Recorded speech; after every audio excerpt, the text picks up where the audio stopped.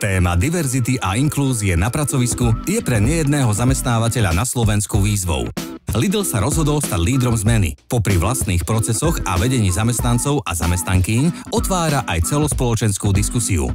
Tému sme uviedli na tlačovke s odborníkmi, kde Lidl predstavil prvú ambasádorku diverzity a inklúzie v slovenskom retaili a predstavil aj výsledky svojej zamestnávateľskej ankety. Ako jednu z konkrétnych víziev sme vybrali rovnosť platov mužov a žien. Rozdielny pohľad na platy znázornila optická ilúzia Ames Room, ktorá niektorých zmenšuje, iných zväčšuje.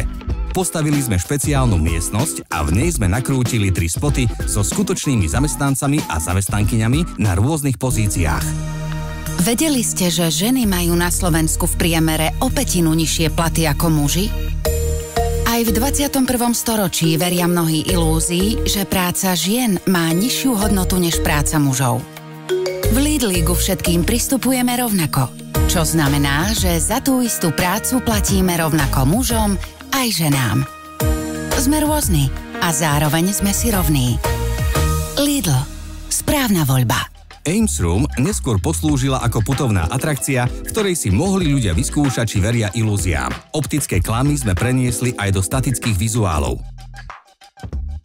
A koniec ženského roka, teda Deň platovej rovnosti, sme oslávili videoanketou so zamestnankyňami a novým Lidl podcastom, ktorý sa venoval téme rovnosti platov či ženám na vedúcich pozíciách. Počas trvania komunikácie Rôzny rovný dosiahla hodnota mediálnych výstupov v printových a online médiách viac ako 6 miliónov a na sociálnych sieťach LinkedIn, Facebook a Instagram viac ako 1 300 000 impresií.